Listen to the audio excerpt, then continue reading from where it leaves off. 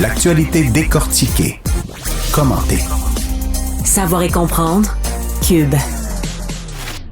On est en émission spéciale ce matin à Cube. C'est notre Cube des fêtes. Alors qu'on referme le gros livre de ce que contenait 2024, puis on va tenter d'ouvrir le petit livre pour l'instant, qui évidemment va gagner en épaisseur au fil des semaines, des prochains mois, de ce que contiendra 2025. Puis là, sujet incontournable s'il en est un. Puis j'ai l'impression que c'est comme le parfait trait d'union.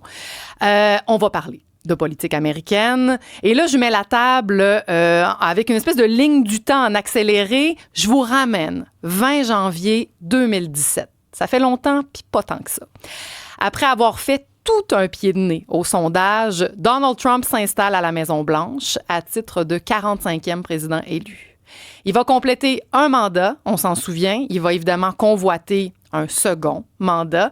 On est en novembre 2020. Il est défait. Joe Biden s'installe. Joe Biden, ça, c'est l'actuel président des États-Unis. Je sais que plus personne s'en souvient, mais dans les faits, officiellement, c'est encore le cas. Un résultat que Donald Trump ne reconnaîtra jamais. Encore à ce jour, là, il conteste les résultats de la précédente élection. Alors, si on ne sait pas encore de quoi va être fait le 25, on le sait qu'elle sera fait de Donald Trump. Parce qu'on peut se poser la question, a-t-il vraiment déjà quitté la scène depuis 2017?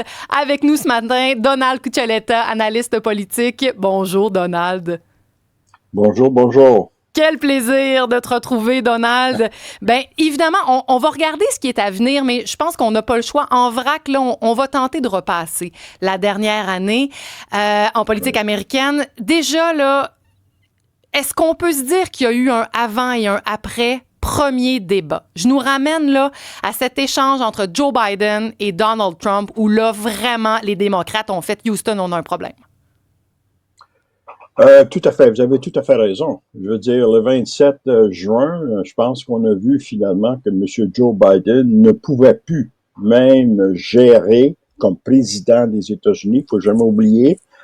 Et ça voulait dire qu'il n'était pas capable de gérer la présidentielle américaine. Et ça veut dire, faut pas oublier, à ce moment-là, le président des États-Unis aussi a ses 5 doigts sur finalement toutes les armes nucléaires que les États-Unis ont partout sur la planète, n'est-ce pas? Donc, ça pose maintenant une question, comment ça se fait que les démocrates, et puis moi j'ai tout blâmé les démocrates face à ça, qu'effectivement, surtout la direction du Parti démocrate aurait dû voir véritablement que M. Biden n'était plus capable de gérer la politique américaine. D'ailleurs, on l'a déjà vu, il y a déjà 2 ans auparavant, il y avait de la misère. Donc, ça veut dire la direction du Parti démocrate n'ont rien fait pour dire que c'est le temps que tu t'en ailles et qu'effectivement, ça veut dire, dans les faits, ça a fait que le Parti démocrate, vis-à-vis la population en général, a montré véritablement qu'il n'était pas capable de gérer même le Parti démocrate à travers les États-Unis. En dehors même des couleurs politiques, nous, en tout cas, on en a été témoins, on a vu de l'incohérence, on a vu de l'errance. Alors, avec une fonction telle, la présidence des États-Unis, c'était inquiétant. C'est très inquiétant. Ça a été très inquiétant. Puis effectivement, c'est toujours inquiétant quand un président devient président des États-Unis. Il faut s'entendre. Mais dans le cas de M. Biden, ça démontrait clairement qu'il n'était pas capable de gérer la situation américaine. C'est évident. Et donc, les démocrates, le Parti démocrate et particulièrement la direction du Parti démocrate, et c'est pour ça qu'on va en parler tantôt de Mme Harris, j'espère, parce qu'on doit démontrer que les partis démocrates n'ont pas même aidé Mme Harris non plus. Ben, allons là, justement, parce que petit bond dans le temps, alors Joe Biden, sous une pression insoutenable, là, va finir par donc céder son siège. Kamala Harris entre en scène. Kamala Harris que plusieurs cherchaient depuis des années. Elle était vice-présidente, mais quelle vice-présidence discrète! Oui. M. Biden ne lui a jamais donné un travail vraiment quand elle était vice-présidente. Si on s'en rappelle, M. Barack Obama, quand il est devenu président des États-Unis, avait donné à M. Joe Biden, comme vice-président à l'époque, le travail de s'occuper de la politique étrangère des États-Unis d'Amérique, sachant très bien que M. Biden, dans le passé, au niveau du Sénat, avait géré beaucoup le travail, finalement, de la politique étrangère des États-Unis. Donc, Barack Obama avait compris que M. Biden devait être capable de faire le travail pendant 8 ans, parce que ça a duré 8 ans, son poste de vice-président, et que M. Biden, finalement, n'a pas fait la même chose pour Mme Harris. Ben, c'est ça, M. Biden avait une Harris, expertise en diplomatie. Selon vous, Donald, qu'est-ce qu'on aurait pu confier à Kamala Harris, considérant son expertise à elle? On aurait pu confier, finalement, tout le travail fait avec la communauté afro-américaine. Que faut pas oublier, hein, en 2016, la communauté afro-américaine, particulièrement les femmes, n'ont pas voté pour Mme Hillary Clinton. Hein? Je me rappelle, à Philadelphie, c'est Mme Barack Obama qui a fait le discours pour Mme Hillary Clinton, puis tout le monde se posait, est-ce que c'est Michelle Obama qui se présente à la présidence ou c'est Mme Hillary Clinton? Donc, finalement, on a vu que même M. Biden, une fois président des États-Unis, aurait pu donner un travail, un Pourquoi il l'a job, pas fait? comme vous voulez. Pourquoi il l'a pas fait, Donald? Pourquoi il n'en a pas donné de temps de glace à Mme Harris? Parce que M. Biden a toujours été un homme qui a dit, moi, je contrôle tout. Ça a toujours été. Même, moi, je l'ai connu quand il était sénateur. J'ai suivi sa campagne quand il était sénateur, puis même avant.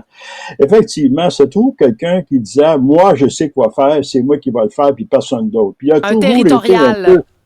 Absolument, absolument. Puis donc, finalement, il a fermé un peu, on peut dire, les ornières sur lui-même, disant, moi, je suis expert, le reste, on rien qu'à me suivre.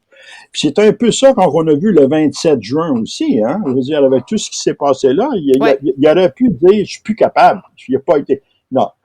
C'est pas comme ça que ça s'est fait, absolument pas. On fait un autre bond dans le temps parce que là, je pense qu'encore une fois, on a une date pivot. 13 juillet. Donald Trump est en Pennsylvanie. Il prononce un discours donc devant ses militants et voilà qu'il est atteint. Alors, tentative d'assassinat contre Donald Trump.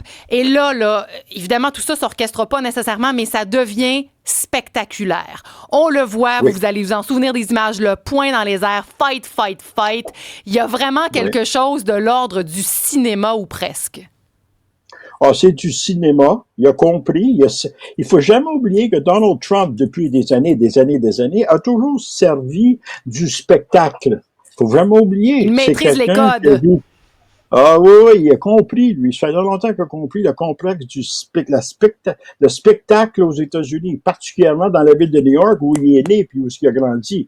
Donc, lui, tout de suite, il a levé le poing. Hein? Fight, fight, fight. Donc, il savait tout ça. Il sait tout comment se servir, finalement, du spectacle. Puis moi, je considère que les États-Unis est devenu, depuis une trentaine d'années, une société de spectacle qui fait que, finalement, il dit, why not le spectacle? Et c'est exactement ça. Et le fait qu'il y a eu une tentative, puis finalement, on a touché à son oreille. Blessé à son oreille, oui. Lui, effectivement, il a senti que c'est le moyen d'aller de l'avant puis d'aller chercher davantage des électorats. C'est clair. Et il a gagné. Et le coup de filet majeur, dès le lendemain de cet attentat-là, Elon Musk lève la main, dénoue les cordons de sa bourse et s'associe vocalement à Donald Trump. Absolument. Puis il faut pas oublier aussi, derrière Donald Trump, qui est-ce qu'on a vu danser? Parce qu'il dansait aussi. Je savais pas qu'il faisait le ballet d'Elon Musk. Mais néanmoins, ça démontre que finalement, toute l'énergie d'Elon Musk s'en allait vers nul autre que Donald Trump. Et quand on parle d'énergie avec Elon Musk, on parle d'argent, évidemment. Et donc, c'est clair que Elon Musk contrôle un peu le travail que Donald Trump lui a donné. Il faut pas oublier. Un peu ou beaucoup, Donald? Un peu ou beaucoup? Beaucoup.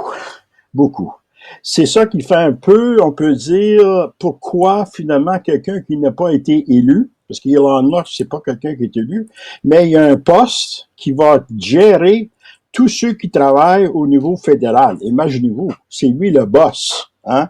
Puis il leur a dit, si vous ne faites pas 5 jours par semaine, à 8 heures par jour, vous allez perdre votre emploi. Puis je vais baisser les salaires. Il a une Fait que réputation moi- d'employeur sans pitié. Il est là, sans et pitié. c'est nommé, il est là pour démanteler certaines structures Absolument. de l'État. Donald, pour complètement d'autres raisons, mais lors du premier mandat de Donald Trump, il y a un fameux Steve Bannon, qui était pas bien loin. Bon, Oui. ça a mal fini, il est en prison, mais Donald Trump, c'est un peu lassé à un moment donné de son partenaire. C'est surtout ça qui est nommé en ce moment. Elon Musk prend de la place, a du pouvoir, a surtout des moyens Oui. que Donald Trump n'a même pas lui-même. Est-ce qu'il pourrait Tout se à fait. lasser d'Elon Musk? Je le pense pas. Je le pense pas. Parce que Elon Musk, là, on est rendu à un autre niveau, là. C'est clair, on est rendu à un autre niveau. Écoute, il est l'homme le plus riche au monde. Oui, sa fortune, 455 c'est ça, hein? milliards de monde. Écoutez, là, il y a de l'argent, il ne sait plus quoi faire avec, finalement. Donc, non, c'est clair, c'est l'homme le plus riche sur la planète aujourd'hui. Puis, il voit un avenir sur le plan politique, mais pas nécessairement être élu au niveau politique. Ça veut dire qu'il fait de la politique sans être élu. Puis, il va prendre des prises de position sans être élu. Il Écoutez, prend des décisions il a sans travaillé- être redevable. C'est un peu ça qu'on comprend. Absolument. Il n'est pas élu, lui, à la Chambre des représentants, mais il a travaillé très fort avec son petit gars sur ses épaules de dire il faut fermer le Congrès. Écoutez, là. Puis c'est pas quelqu'un qui n'est pas élu, là. Il n'est pas à la Chambre des représentants, cet homme-là, là. Fait que vous voyez, effectivement, la politique, pour lui, ça l'intéresse pas. Mais la puissance monétaire et l'argent qui vient avec et tout ça, fait que lui, il décide que c'est lui qui est la puissance, finalement, à Washington. Ouais. Beaucoup de monde, même certains démocrates commencent à se poser des questions-là, puis même certains républicains à la Chambre des représentants se posent ces questions-là aussi. On peut se demander, Donald, est-ce que ce sera un règne autocratique? Est-ce que c'est à ça qu'il faut s'attendre? Oh, moi, je pense que oui, effectivement. Moi, j'ai toujours pensé qu'avec la venue de Elon Musk et les milliardaires, pas juste Elon Musk, Jeff Bezos, puis on peut tous les nommer aux Oh, États-Unis. et même le cabinet qui est en train de former Donald Trump comporte quoi? 8, 9, 10 milliardaires. Oui, absolument. C'est incroyable quand même. Donc, tout ça, pour moi, c'est ce que j'appelle à ce moment-ci la nouvelle aristocratie américaine. C'est même pas, on peut dire, des capitalistes, on peut même dire, même pas de la bourgeoisie, comme on dit traditionnellement. Ils sont vraiment, effectivement, une nouvelle aristocratie. Un peu comme on a vu aux États-Unis à la fin des 19e siècle. C'est la même chose. Donc, on arrive à ces gens-là qui, effectivement, ont du pouvoir au-delà même de ceux qui sont aux chambres des représentants, ceux qui sont des sénateurs en plus. Ça Les veut plaques dire qu'on arrive à tectoniques là, sont vraiment, vraiment en train de oui, bouger. ça veut dire, à quelque part, le pouvoir est où, finalement? Le pouvoir est-tu uniquement dans les mains de Donald Trump ou il est ici dans les mains d'Elon Musk, Jeff Bezos, etc., etc., Ouais, il est peut-être etc., un petit peu là. plus horizontal, mais il est horizontal à un plateau auquel la plupart des gens n'ont pas accès du tout. Donald Cuccioletta, la musique nous met dehors, mais moi, j'ai un souhait pour 2025. Gardez votre téléphone pas bien loin. Je sais qu'on va vous rappeler. Merci, Donald. Au revoir.